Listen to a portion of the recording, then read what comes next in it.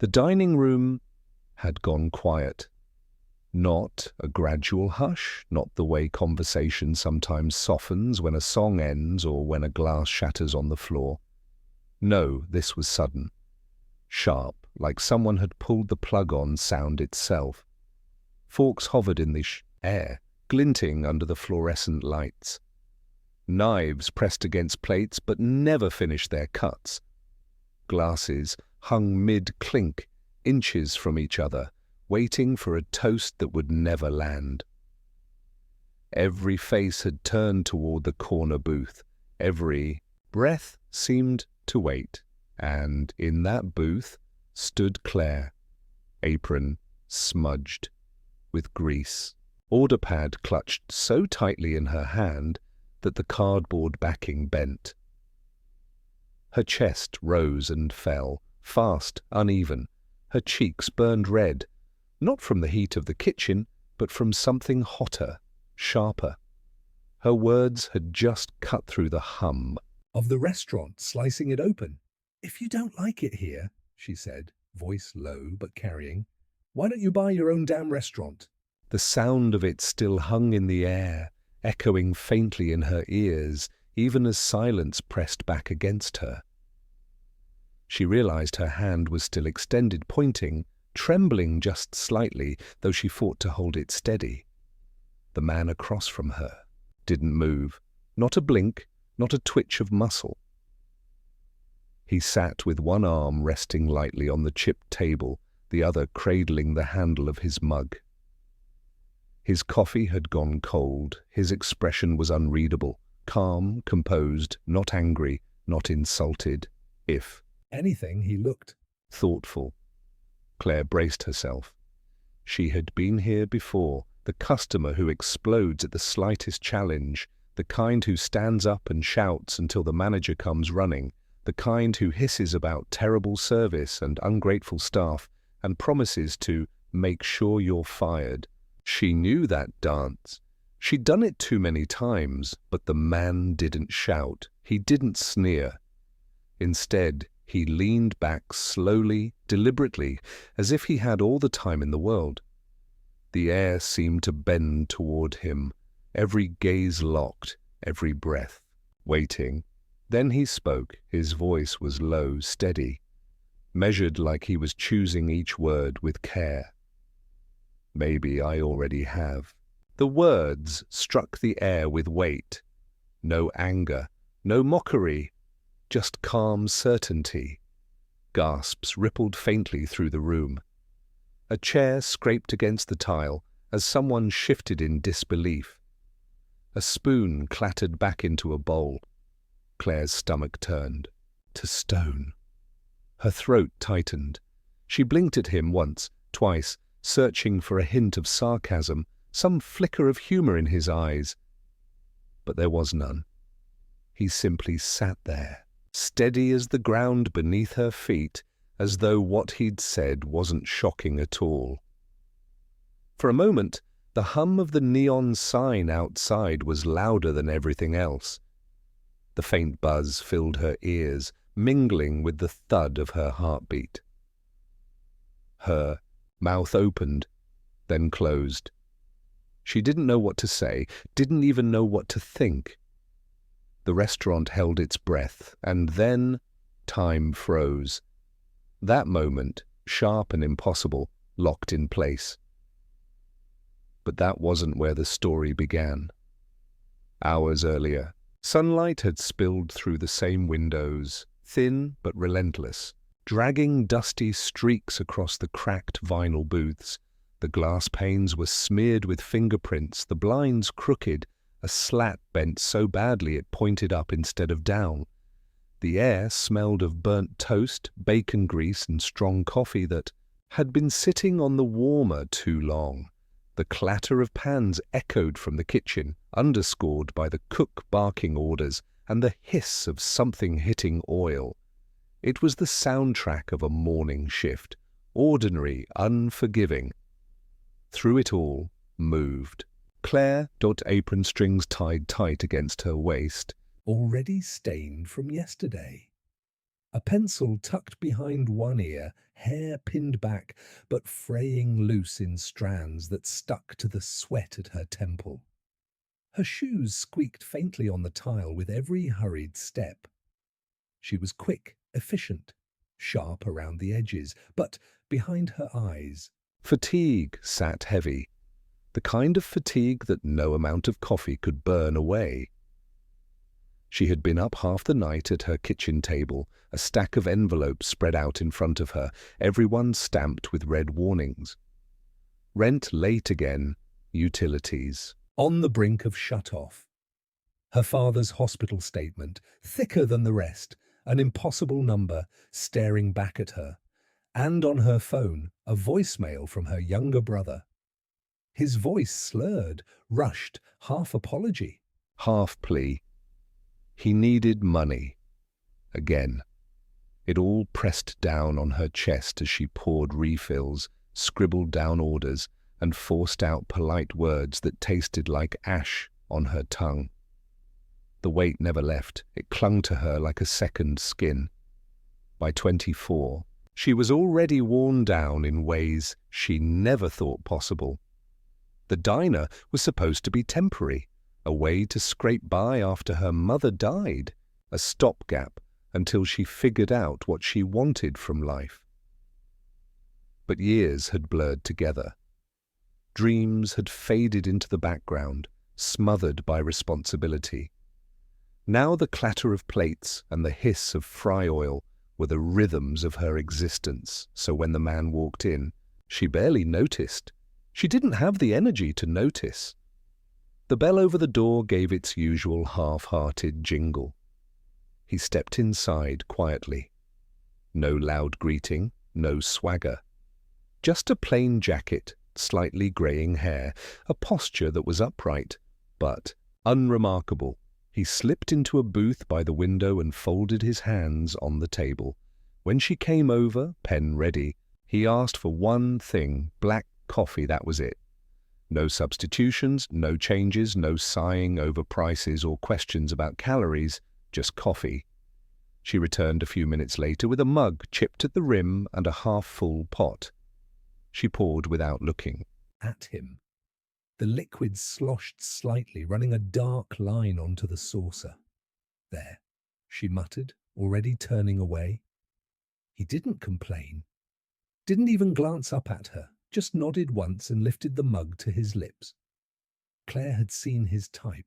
Before, the lingerers, the ones who camped out in a booth for hours, nursing a cheap drink and asking for refill after refill, the ones who wasted her time, who never tipped enough to make the trouble worth it.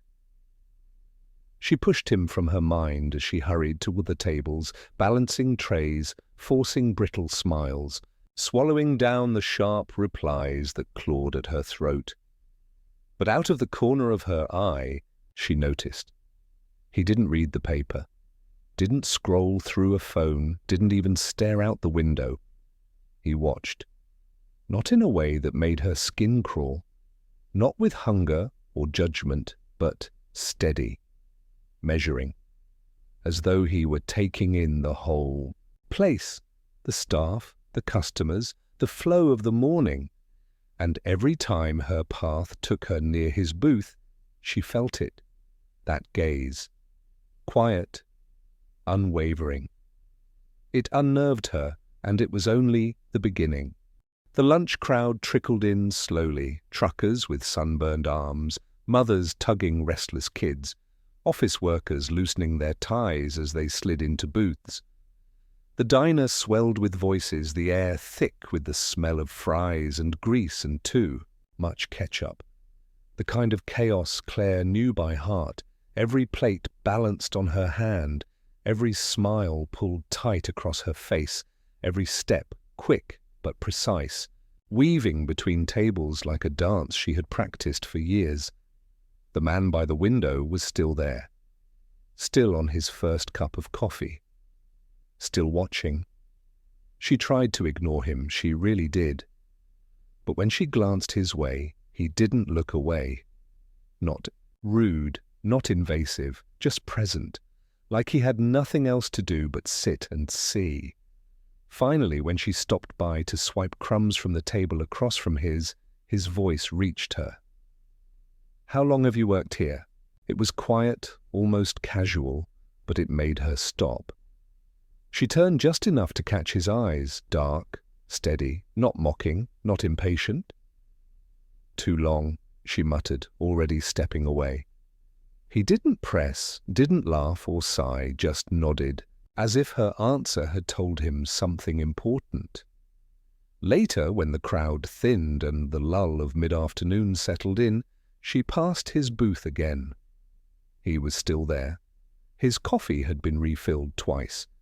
She didn't remember doing it, but the pot was lighter, so she must have. This time he asked another question. "Do you like it?" She frowned, setting down a tray. "Like what?" "Working here." Her laugh was short, bitter. "Does it look like I do?" For the first time, a flicker of amusement crossed his face, but he didn't answer. Just sipped his coffee, slow and steady. It bothered her. People always had something to say. They complained, they joked, they asked about specials or demanded extra. Napkins, but this man, he asked questions, then swallowed her answers like they were enough, and that was it. The cook's shout broke the moment. "Order up!" She spun on her heel and left him behind. That night, after close, she couldn't stop thinking about him. The bell had jingled hours earlier when he finally left, slipping out without a word, leaving nothing behind but a folded bill under the mug. The tip was decent. Not extravagant, not insulting, normal. But his silence stayed with her. The way his questions had cut through the noise. The way he'd looked at her like he could see something she didn't want seen. Back in her tiny apartment, she dropped her apron on the floor and sank into the worn couch. Her body ached, her feet throbbed, her hands smelled faintly of onion and bleach, no matter how hard she scrubbed. But it was her mind that wouldn't rest. She thought of her father, still in the hospital bed across town. His voice weaker every time she visited. The bills stacked higher each week, numbers she couldn't reach no matter how many shifts she picked up. She thought of her brother, Ethan, 20 years old and already drowning in bad choices. Last week it was another call from the police station. This week another voicemail begging for cash. She had given him what she could, but she knew it would vanish into smoke or pills. And then, despite herself, she thought of the man, his calm face, his quiet voice. "Do you like it?" The question lingered. Not because she hadn't answered it, she had, but because of the way he had asked it, like he already knew what she would say, but wanted her to hear herself say it out loud. She shook the thought away, turned off the lamp, and tried to sleep, but even in the dark her mind replayed it. "How long have you worked here? Do you like it?" The next morning he was back. The bell jingled just after opening. Claire glanced up from rolling silverware and froze. Same jacket, same calm steps, same booth by the window. Her jaw clenched. She wanted to groan, wanted to curse under her breath, but instead she grabbed the coffee pot and walked over. "You again?" she muttered, setting the mug down harder than she meant to.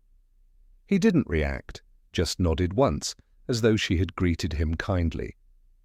"Morning," she poured. His coffee, the steam curled upward, smelling bitter and burnt. "Don't you have anywhere else to be?" she asked. "Not really." She stared at him, waiting for more, but he just lifted the mug, took a sip, and set it back down.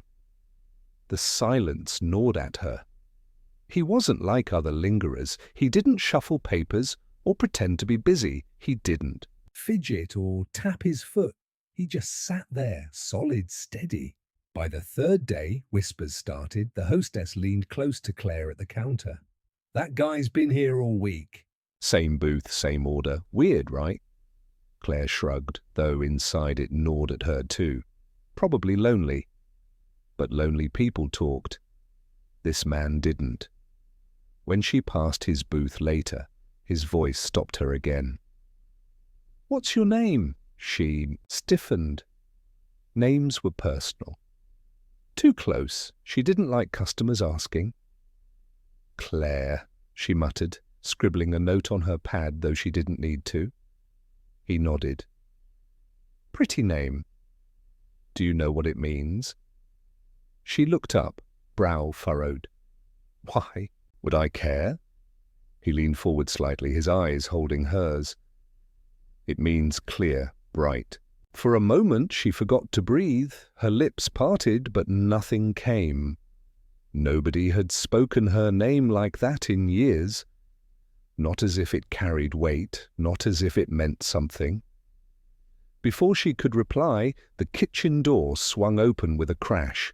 The two busboys stumbled out with a tray, nearly dropping it, and the spell broke. She spun away, shaking her head. Back to work, back to motion, back to anything but that man's steady gaze. That night she walked home under the flicker of a street lamp, her breath fogging in the cold.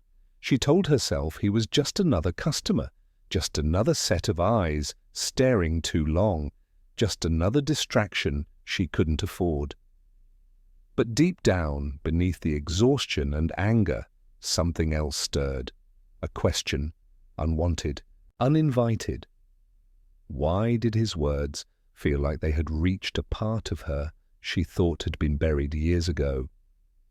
She didn't have the answer. Not yet. The fourth morning arrived with grey clouds pressing low over the city. Rain streaked across the diner's wide front window, distorting the view of passing cars into streaks of red and white. The bell above the door jingled, and Claire didn't even need to look up. She already knew who it was. He slipped into the same booth, shrugged off the same jacket, folded his hands on the table as if this place belonged to him. Her grip tightened around the coffee pot. She told herself not to care, not to notice, not to feel the spark of something, irritation, maybe curiosity, that rose each time he showed up. She walked over anyway. Steam curled from the spout as she filled his mug. "You ever get tired of the same seat?" she asked. He smiled faintly, eyes on her instead of the cup. "Creatures of habit don't change easily." "Guess that makes two of us," she muttered, setting the pot back on her hip. He didn't answer. Just sipped, unhurried, like time meant nothing to him. The cook barked from the kitchen, breaking her trance. "Claire, orders dying on the pass!"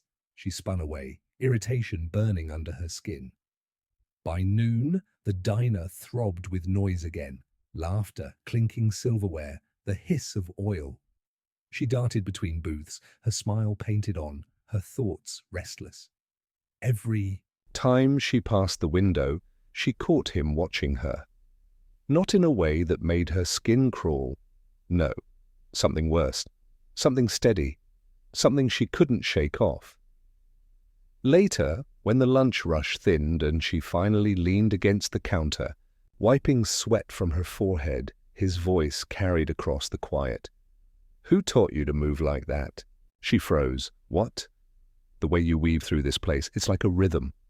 Her lips pressed thin. Her rhythm wasn't art, it was survival.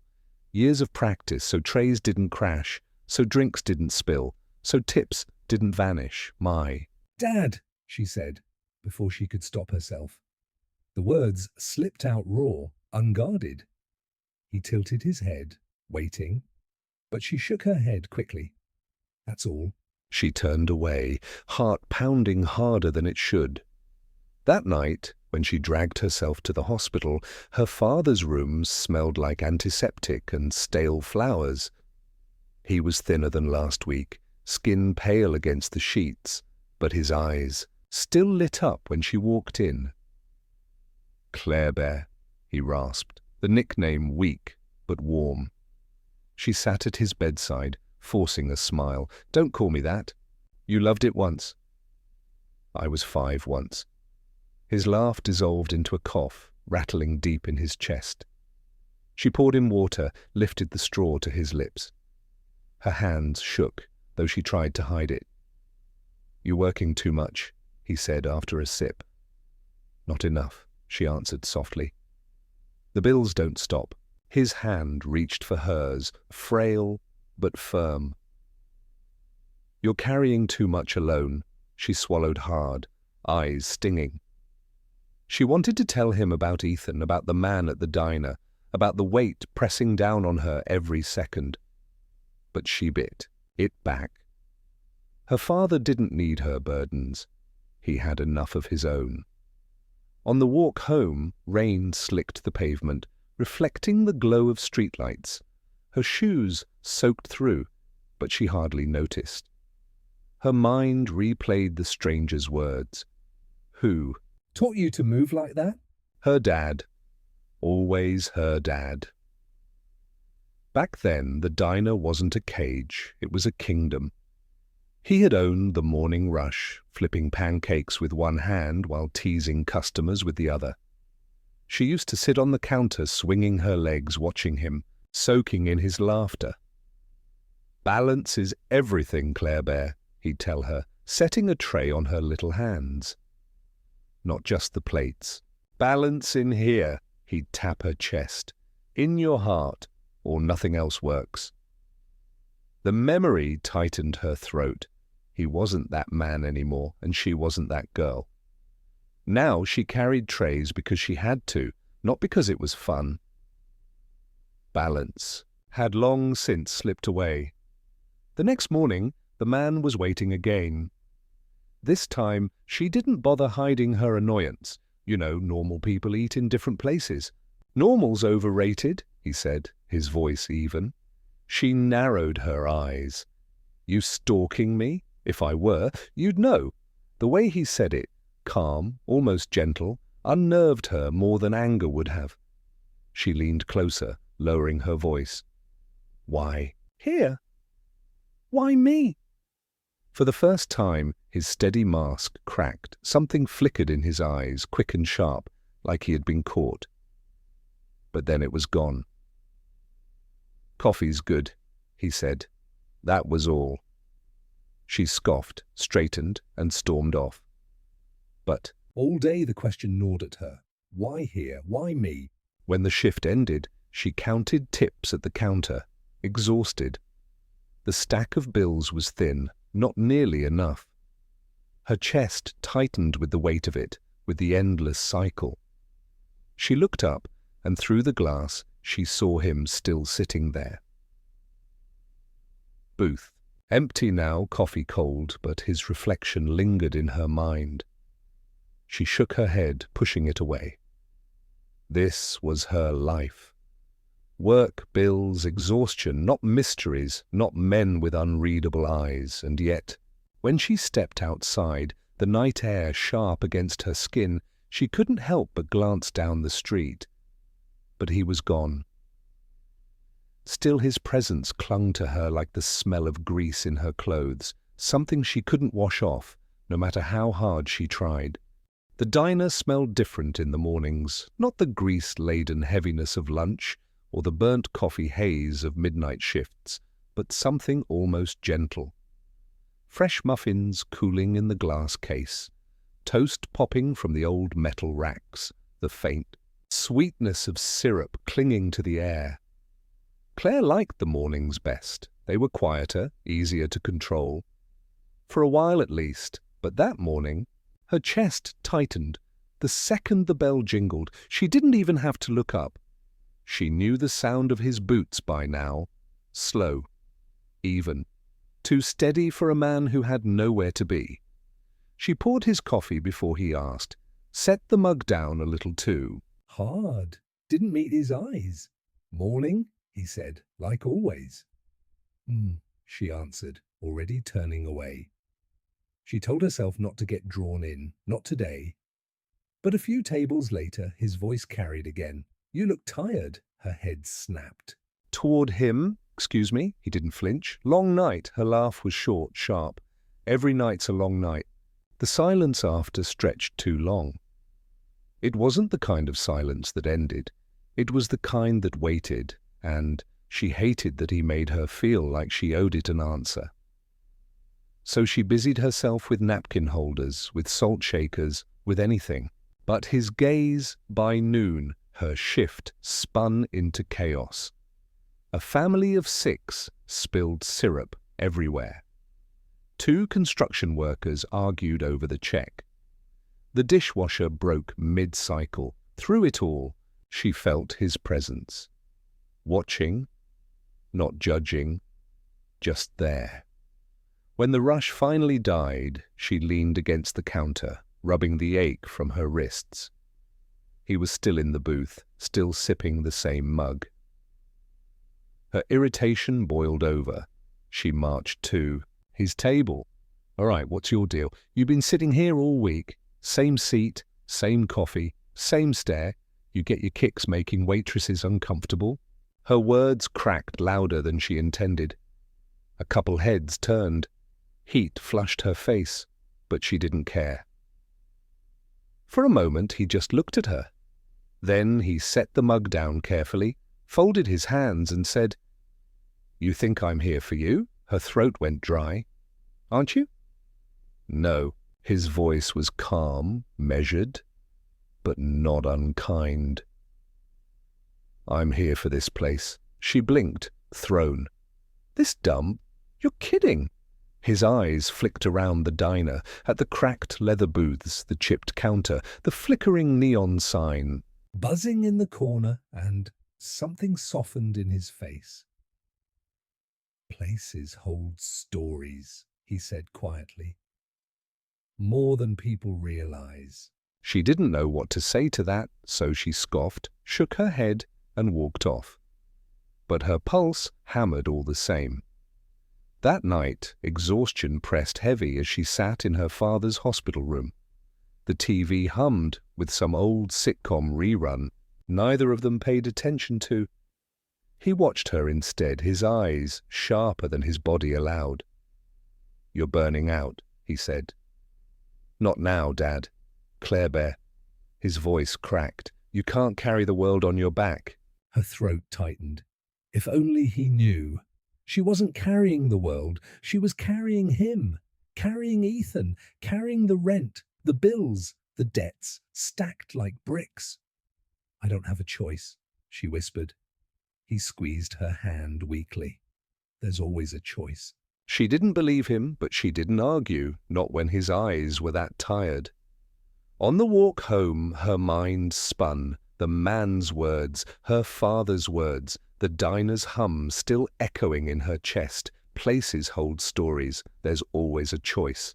She hated how they tangled together, hated how both voices pressed on the same bruise inside her. The next morning, she found Ethan on her doorstep, hollow-eyed, jittery, reeking of smoke and regret. "Claire," he muttered, voice breaking. I need $20, just 20. I swear I'll pay you back." She wanted to slam the door, wanted to scream. Instead, she pulled her threadbare sweater tighter and whispered, "You said that last time." He looked at her like a boy again, not the mess he'd become. "Please." She shut her eyes, reached for her wallet, and handed him a crumpled bill. Because she couldn't stop herself. Because guilt always won. By the time she got to the diner, she was raw, frayed, and of course, he was there. The man in the booth. The man with steady eyes, the man who unsettled her more than her brother's pleas or her father's cough. She slammed the coffee down harder than she should have. "Why don't you just say what you want from me?" He raised his brows slightly, unshaken. "What makes you think I want anything?" Her voice broke, sharper than she intended, because nobody sticks around like this unless they do. For a heartbeat, silence hung between them. Her chest heaved, her eyes burned, her whole body trembling with more than just anger. He leaned forward slightly, his voice low. Maybe I'm waiting. Waiting for what? She snapped. He didn't answer, just sat back, lifted the mug, and drank. Like her question hadn't mattered. But it did. It mattered too much, and that terrified her. That night, she sat in the dark of her apartment, the city, humming outside, Ethan's plea echoing in her ears, her father's words in her chest, and the stranger's silence in her mind. She hated him for it, hated the way he made her feel seen, hated the way his calm rattled her chaos. But most of all, she hated the part of her that wanted to know what, exactly, he was waiting for. The next day began like every other. Claire dragged herself out of bed before the sun rose, her body aching from too little sleep and too much weight pressing on her shoulders. She pulled her uniform over tired skin, tied her apron, and forced herself out the door. The streets were wet again, last night's rain still clinging to the asphalt. She shoved her hands deep into her pockets as she walked, head down, heart heavy. When she pushed open the diner door, she told herself maybe he wouldn't be there this time. Maybe he'd finally moved on. Maybe the strange spell of his presence had broken, but no, there he was. Same booth, same jacket, same steady gaze waiting for her. Her chest tightened with equal parts dread and something else she didn't want to name. She set the coffee pot on his table, harder than necessary. You ever gonna order food, or are you just gonna live? On caffeine until you keel over? His mouth curved faintly, but his eyes stayed unreadable. Coffee's enough. Not for most people, she muttered. Maybe I'm not most people. She hated the way his words landed, not arrogant, not smug, just fact. Like he knew something she didn't. Before she could snap back, the door swung open. Ethan stumbled inside. Her blood went cold. His hoodie was torn at the sleeve, his eyes bloodshot, his face pale. He looked like trouble, like he always did, but this time worse, this time desperate. "Claire," he said, too loud, stumbling toward the counter. "I need to talk to you." Her stomach dropped. Not here, not in front of customers, she hissed under her breath. Ethan, go home, now! But he shook his head, eyes darting around, hands trembling. I can't. Please. She glanced toward the booths. A few customers watched with curiosity. And, of course, the stranger, sitting silent, watching. Claire grabbed Ethan's arm and dragged him toward the back hall. Her voice came out sharp, almost a whisper. "What are you doing here?" "I'm in trouble," her chest clenched. "Again?" "This time it's different," his voice cracked, panic seeping through. "I owe people, real people." If I don't get the money... She cut him off, shaking her head. I don't have it. I barely pay rent as it is. You always say that, he pleaded, eyes wide. But you always find something. Her throat ached. Tears burned. But she swallowed them. You're gonna kill yourself, Ethan. I just need a chance, he whispered. One more chance. Her heart broke at the words because she'd heard them all before. Because each chance she gave him slipped away into smoke. And needles, because she wanted to believe him but couldn't anymore. She pushed him toward the door. Go, please. He looked at her one last time, broken and small. Then he left. She leaned against the wall, shaking, fighting the urge to scream. Her whole body buzzed with rage and grief, her chest too tight to breathe. When she finally returned to the floor, the stranger's eyes found her instantly. Not prying, not pitying, just steady, like he'd seen enough to know. She avoided him for the rest of the shift, but his presence lingered, heavier than ever.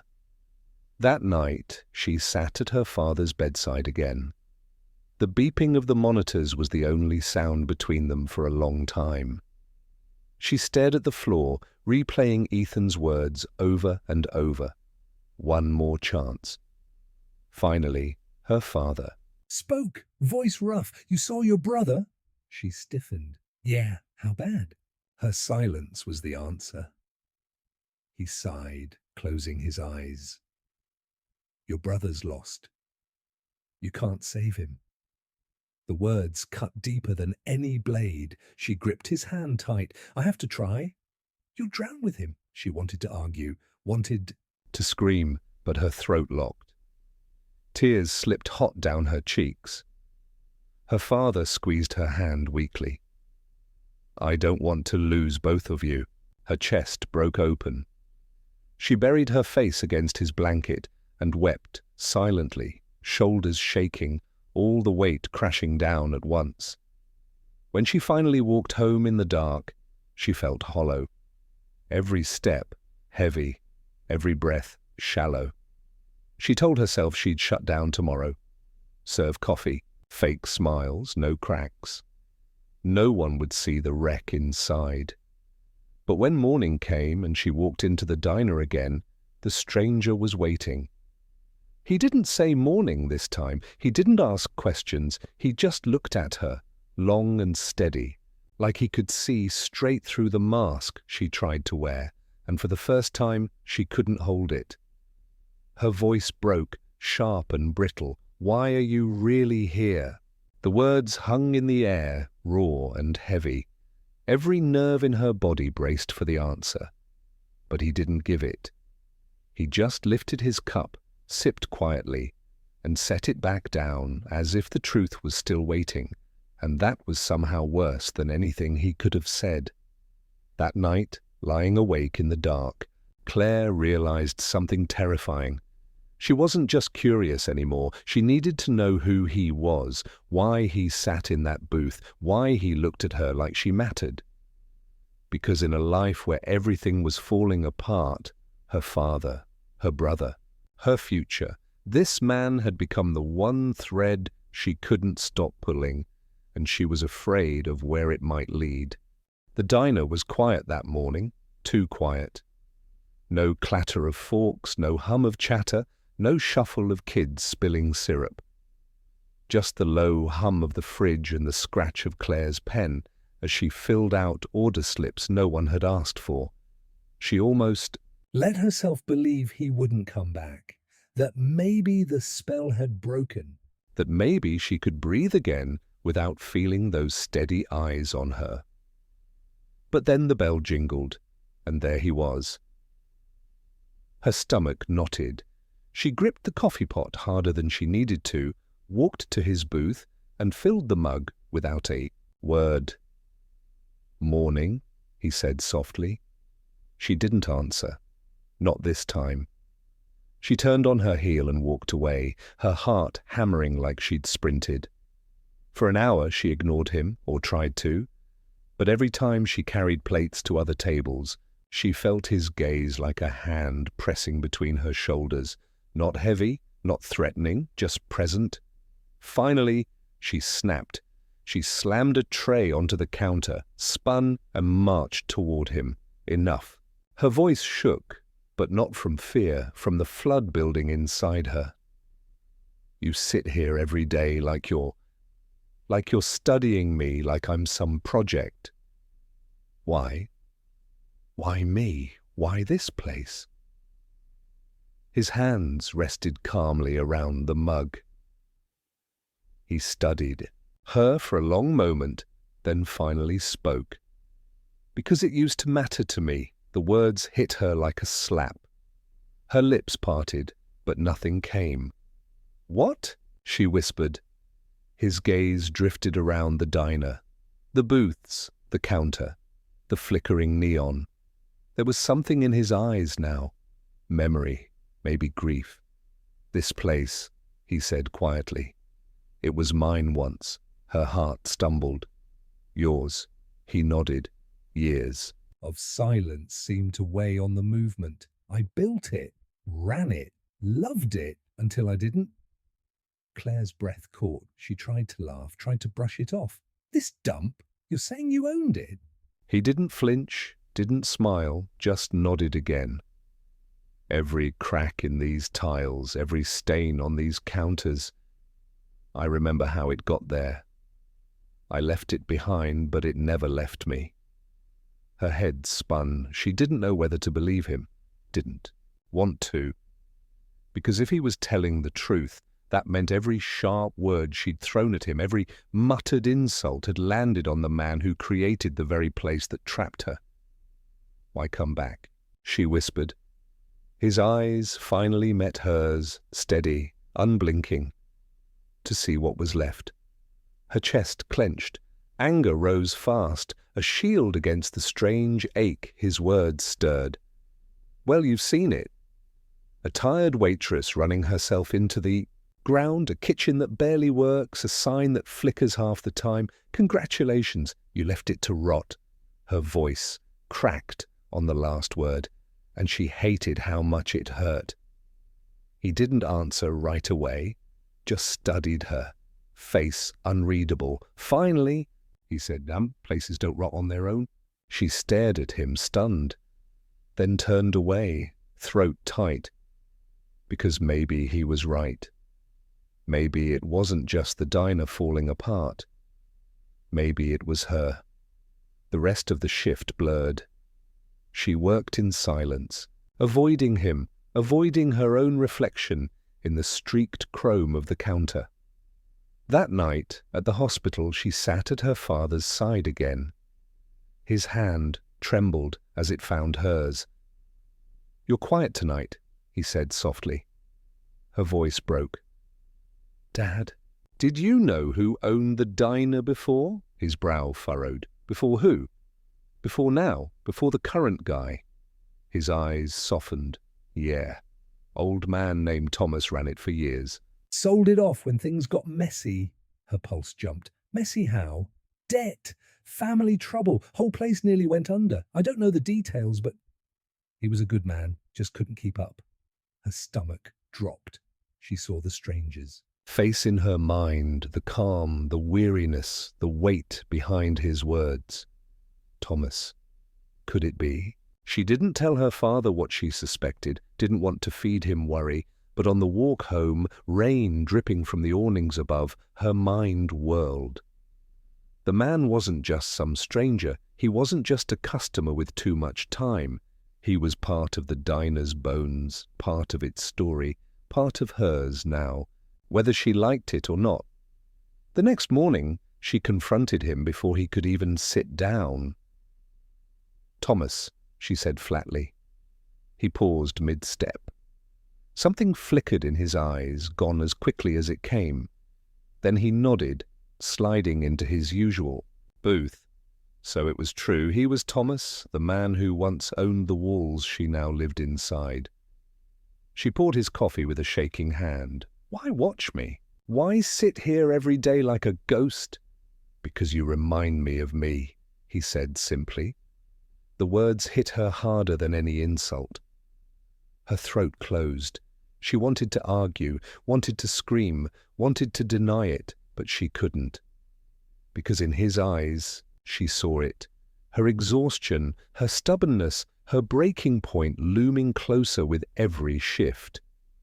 She spun away, blinking back the sting in her eyes. She wouldn't let him see her cry. Not him, not anyone. But deep down, his words lodged like a splinter. Because maybe he was right.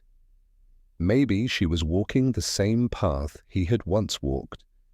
And maybe it would destroy her too. Claire worked the morning shift with her nerves wound tight as piano wire. Every clang of a plate, every slam of the kitchen door felt too loud, too sharp. She kept glancing at the booth, even when she swore she wouldn't. And there he was. Thomas back again, like always. Except now she couldn't pretend he was just some customer. Now she knew. She slammed a mug down in front of him. Coffee sloshed over the rim. "Careful," he murmured, wiping it with a napkin. She leaned closer, her voice low. "You shouldn't be here." His brow lifted. Why not? Because this isn't yours anymore. She swallowed hard, forcing the words out. You left. You failed. Whatever story you're trying to rewrite, it's too late. For a moment, he just stared at her, eyes heavy with something she couldn't read. Then he said quietly, "Maybe I came back to see if it could be different for someone else." Her throat closed. She wanted to laugh in his face, wanted to tell him he didn't know her, didn't know her life, didn't know how close she was to breaking. But the truth was, he did.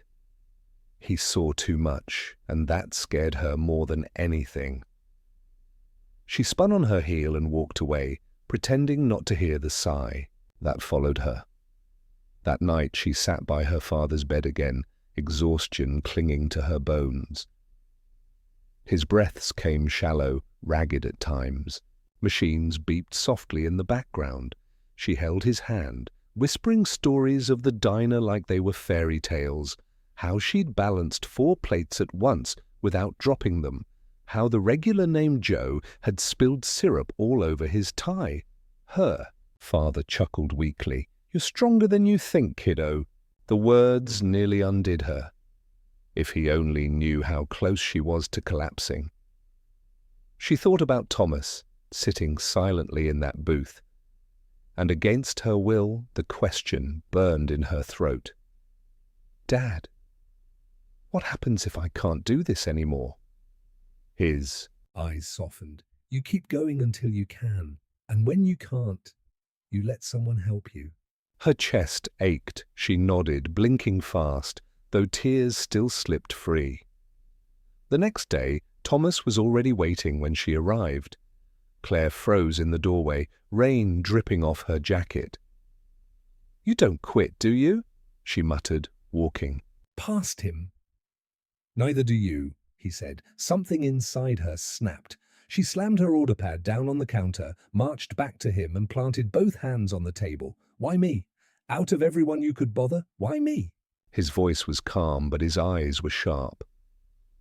"Because I know what it looks like when someone's about to drown." Her breath hitched. "Don't." "I've seen it before," he pressed on. "In the mirror. Day after day, until I walked away and lost everything. You think you're holding this place together, but it's crushing you." She shook her head, backing away as though his words were a knife. "You don't know me." His reply was almost a whisper. "I know enough." She avoided him the rest of the shift, hands trembling whenever she poured coffee, eyes blurring as she scribbled down orders. But that night, she couldn't sleep.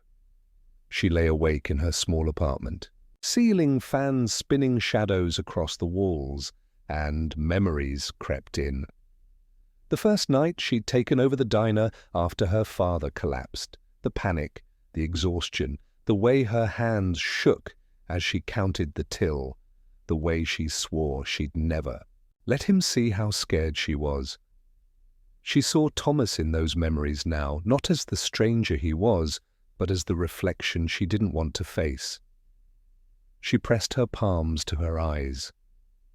"No," she whispered into the darkness. "I'm not him. I won't be him." But the doubt had already taken root. The following morning she found him outside, standing beneath the flickering neon sign. The dawn light made the lines in his face look deeper, carved by years of loss. "You keep showing up," she said bitterly. "And you keep surviving," he answered. Something cracked inside her. Her voice rose, louder than she intended. "Surviving isn't living. You think I want this? You think I chose to be stuck here, breaking myself for a paycheck that barely covers?" "Hospital bills? I didn't, but I don't get to walk away like you did." Her words hung in the morning air, raw and trembling. Thomas didn't flinch, didn't defend himself. He just nodded slowly.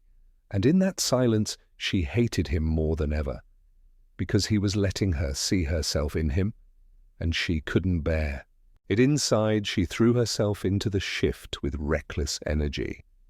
Plates slammed, orders barked, coffee poured too fast, spilling over mugs. She was running too hot, trying to outrun the storm inside her, but storms always catch up. By midday, her vision blurred, her hands shook. She gripped the counter to steady herself, chest heaving. "Claire!" a voice said gently. Thomas, of course it was him. She waved him off, teeth clenched. "I'm fine." But she wasn't. And they both knew it. That night at the hospital, her father noticed the pallor in her face, the dark circles under her eyes. "You're burning out," he said softly. She forced a smile. "I'm fine, Dad," but her voice cracked. On the last word, and for the first time she saw the worry in his eyes turn into something sharper. Fear. She squeezed his hand, fighting tears. She wanted to promise him she'd be okay. But the words caught in her throat, because deep down she Wasn't sure she believed them anymore. The diner felt different that morning. Not because the lights were brighter or the air any lighter. Those things hadn't changed. It was Claire. She moved slower. Her shoulders sagged as if every tray she carried weighed twice as much, and she couldn't stop hearing her father's voice from the night before, warning her with worry she didn't want him to carry. Thomas sat in his usual booth, waiting. But this time, Claire didn't rush past him. She stopped, set the coffee pot on the table, and for the first time, she slid into the seat across from him. "Talk," she said, her voice hoarse. "No more cryptic lines, no more staring at me like I'm some ghost. If you have something to say, say it." His brow furrowed, but he didn't look away. For a moment, the silence stretched, thick as the smell of bacon and burnt toast in the air. Then he exhaled, a sound that seemed to deflate years he'd been holding in. "My name is Thomas Gray. I opened this place 30 years ago with my wife. Back then, it wasn't just a diner, it was our dream. We wanted it to be a home for everyone who walked in, truckers, families, lonely souls. And for a while it was." Claire's throat tightened. She pictured the walls brighter, the booths new, laughter filling the air instead of tired sighs. "What happened?" she asked quietly. He stared down into his coffee, the steam curling into his face. "Life, bills." Long hours that ate into every part of us.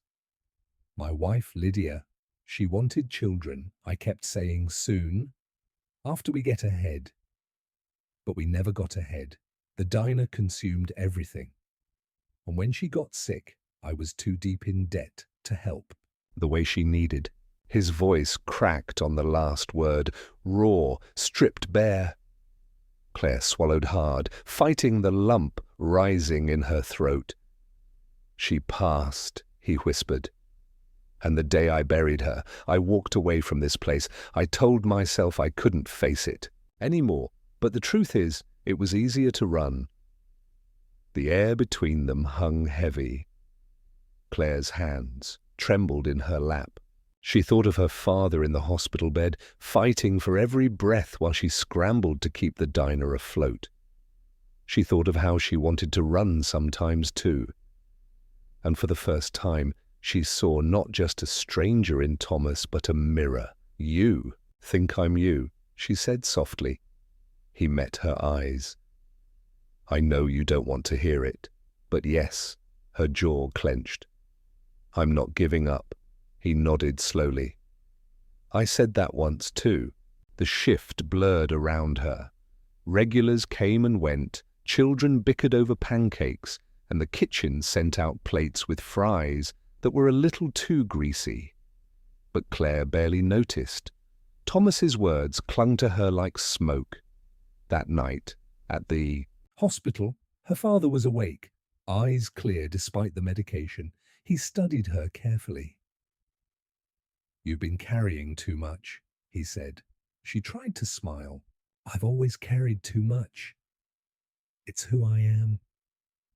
But he shook his head weakly. No, Claire, you don't always have to. That diner. It's my pride, yes. But it was never supposed to break you. Her chest burned. She gripped his hand. Tightly, her voice breaking. Then what am I supposed to do, Dad? If I stop, it all falls apart. He squeezed her hand with surprising strength. Maybe that's not the worst thing. She couldn't answer, couldn't even breathe for a moment. The next day, Thomas was waiting outside when she arrived, the morning sun catching in his silver hair. She almost walked past him, but his voice stopped her. Your father built more than a diner. He built you. She froze. How do you know about him? I asked around. People remember him. Said he was a man who treated every customer like family. That's why this place mattered, not because of the walls or the coffee or the pies, because of the people. Her chest ached. She wanted to scream at him for digging into her life, but the truth in his words stole her anger. Why tell me all This? She asked bitterly. Because you deserve to know where the line is, he said. The line between fighting for something and letting it destroy you. Her eyes filled, but she blinked hard, refusing to let the tears fall. Then tell. Me, Thomas, where's that line? His jaw tightened. I never found it, and that's why I lost everything. The words landed like stones in her chest. That evening, when she returned to the hospital, her father was sleeping peacefully. She sat in the chair beside him, staring at the steady rise and fall of his chest. Her reflection swam in the dark window. Tired eyes, pale skin, lips pressed tight. She whispered to herself, though part of her wished Thomas could hear it too. I'm not going to end like you. Either of you. But her voice trembled, betraying the doubt she couldn't chase away. The following morning, Thomas didn't sit in his booth. He stood at the counter instead, waiting until she approached. I'm leaving town, he said simply. Her chest tightened. Unexpectedly, she should have felt relief. Instead, she felt something else. Panic, maybe loss. Why? She asked before she could stop herself. Because I've said what I needed to say, whether you listen or not. That's up to you. For the first time, she noticed how tired he looked. Not just in his face, but in his soul. And for the first time. She didn't see him as an intruder. She saw him as a man who'd been broken by the same weight she carried now. Her throat closed, and before she could speak, he turned and walked out. The bell above the door jingled once, then fell silent. She stood frozen, coffee pot in hand, staring at the empty doorway. And she wondered, was he leaving her with a warning or with a chance? The diner was buzzing that Friday night, every booth filled, the counter lined with customers tapping impatient fingers, the kitchen drowning in tickets. Claire darted between tables, balancing trays, scribbling orders, forcing a smile she didn't feel. But beneath the motion, her chest was heavy, her breaths short. Each shout from the kitchen, each clatter of plates rattled inside her like loose glass.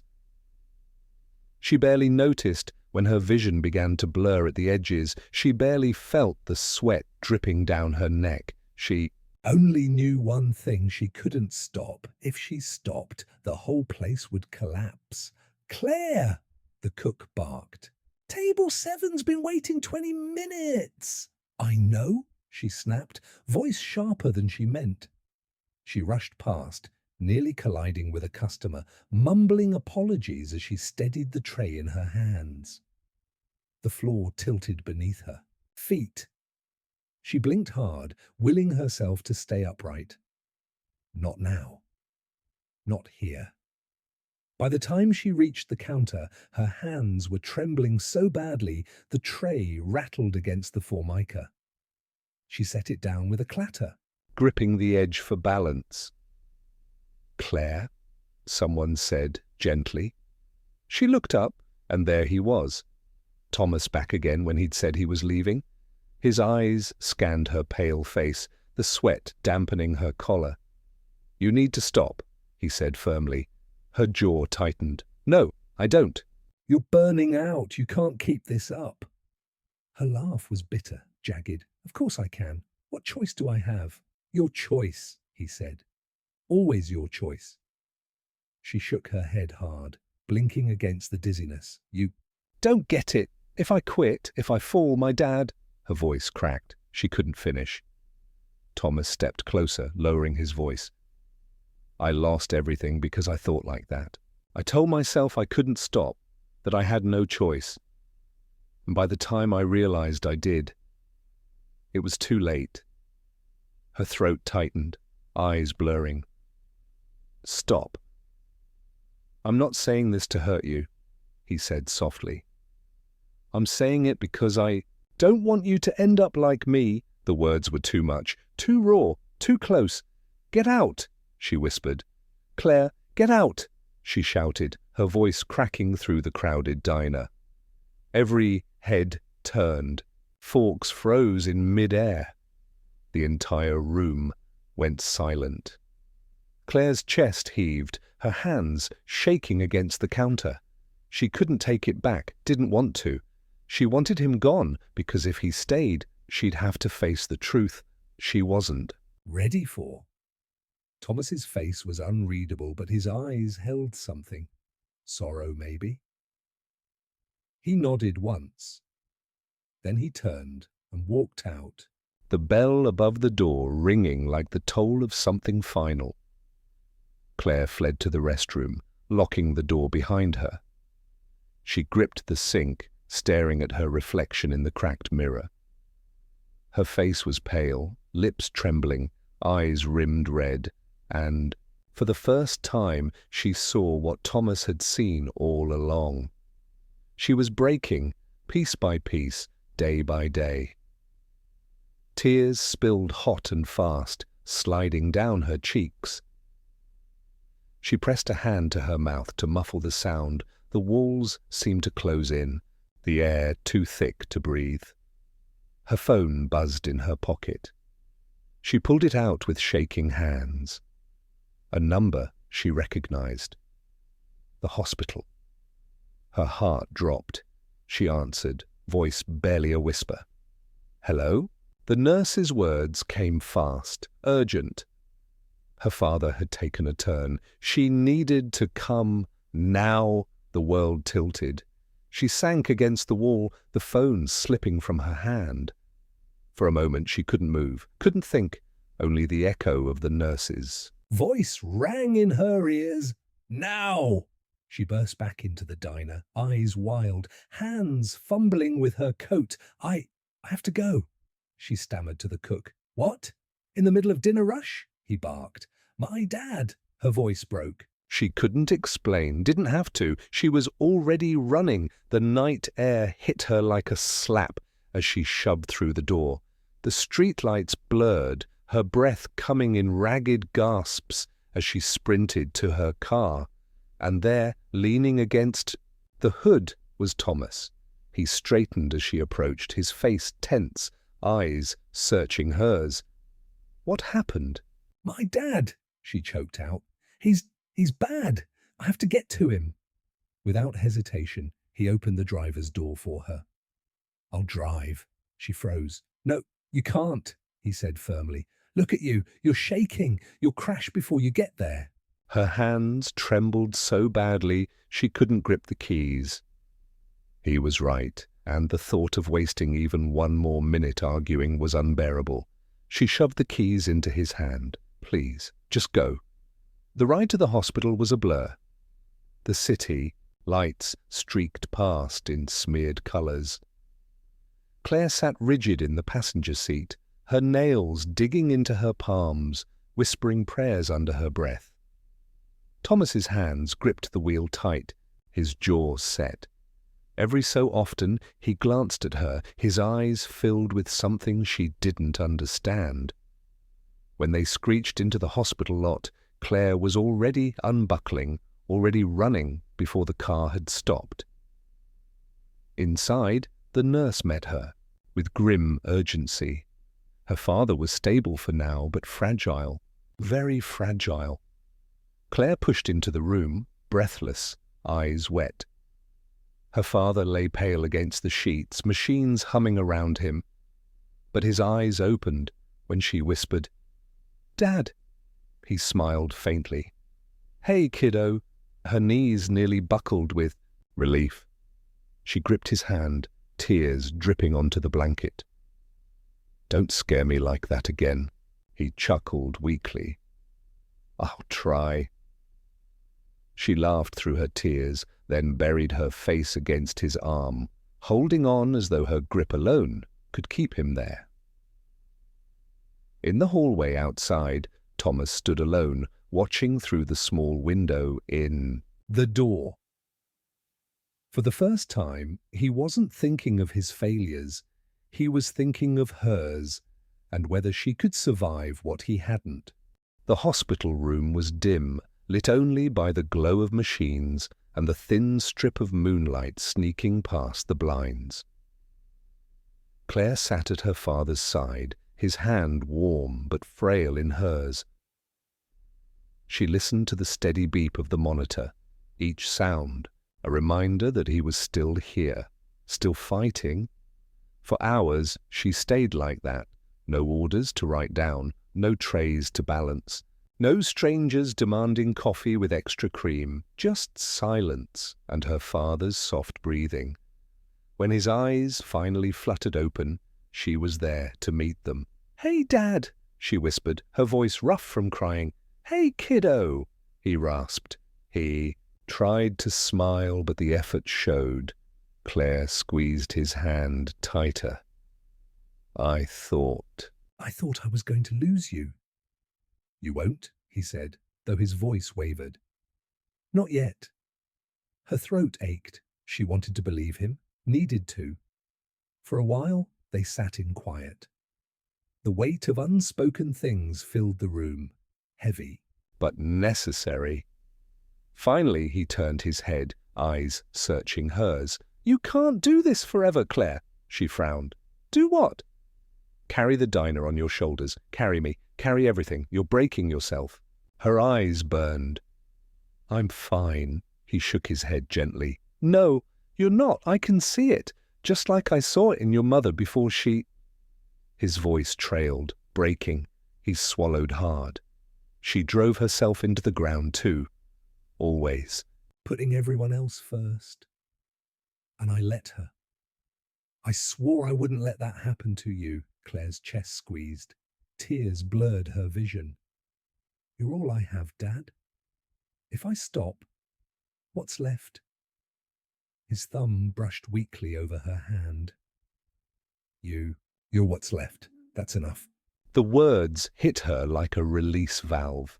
The pressure she'd carried for months, years maybe, cracked open, and she broke. She buried her face against his arm, sobbing silently. For once, she let herself be the child again. Not the waitress, not the caretaker, not the girl trying to hold a crumbling world together. Just his daughter. When she finally stepped into the hallway, her eyes were swollen, her cheeks damp, and Thomas was there, leaning against the wall, waiting. She froze, torn between anger and relief. Part of her wanted to scream at him for showing up again. Part of her wanted to collapse into the quiet understanding in his gaze. Instead, she just whispered, "You stayed." He nodded. "Of course." Silence stretched. Between them, not heavy this time, but fragile, like glass. Finally Claire spoke. "You were right." Thomas tilted his head. "I am breaking," she admitted, her voice barely audible, "and I hate you for seeing it before I did." His expression didn't change, but his eyes softened. "Hating me is easier than hating yourself," she let out, a shaky laugh. You sound like a fortune cookie, maybe, his lips curved faintly, but it doesn't make it less true. They stood there for a long time, the hospital hum surrounding them. At last, Claire asked the question that had haunted her since the beginning. Why me? Why come back now, sit in that booth every day watching me? Thomas drew in a long breath, because when I saw you behind that counter, you reminded me of Lydia, my wife. The way she fought for me, for the diner, for everyone but herself. And I couldn't save her. I didn't want to watch someone else go the same way. Claire's chest ached. I'm not her, she whispered. No, he said. You're you, which means you still have a chance to choose differently. She turned away, pressing her hand to her mouth to hold back the sob, threatening to escape. For a moment, neither spoke. Then she asked quietly, And what about you? What are you choosing? He hesitated, eyes distant. I don't know. I spent years running. Sitting in that booth was the first time I stopped. Maybe that's my start. Claire studied him, seeing the cracks in his armor, the weight he carried. She didn't forgive him, not yet, but she understood him, and that was enough. Days passed. Her father's condition steadied, though the doctors warned he would need long-term care. Claire split her time between the hospital and the diner, but something had shifted. She no longer pushed herself until her hands shook. She no longer measured her worth by how many plates she carried. Thomas came by less often, but when he did, he didn't sit in silence. He helped wipe counters, carried plates, even fixed the neon sign that had flickered for months. One evening, as the sun dipped low and painted the diner windows gold, Claire found herself leaning against the counter beside him. You know, she said, I hated you the first time you walked in. I noticed, he replied dryly. She smirked faintly. I thought you were just some lonely old man with nothing better to do than drink my coffee. And now? He asked. She hesitated, then shrugged. Now I think you might be the only person who actually sees me. His eyes softened, but he didn't reply. He didn't need to. Weeks later, her father came home, weaker, slower, but alive.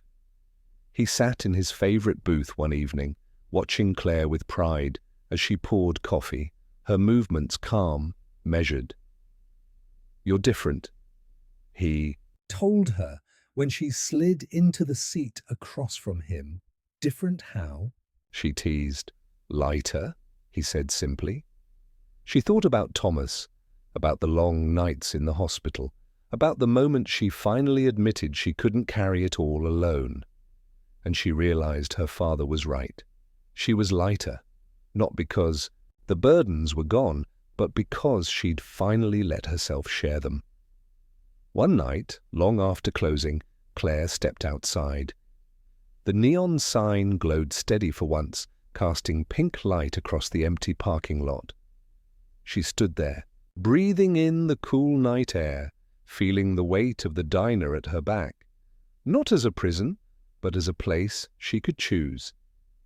She thought about the cold open, the first night Thomas walked in and unsettled everything. She thought about how much she hated him then, and how much she needed him now, even if she'd never say it aloud. The door creaked behind her.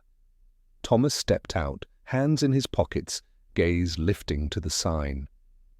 Looks good, doesn't it? He murmured. Claire nodded. Yeah. It does. They stood in silence, the hum of the neon filling the air. Finally, she said softly, I don't know what's next for me, for this place, for any of it. Thomas glanced at her. You don't have to. Not tonight. She exhaled, letting the words settle deep.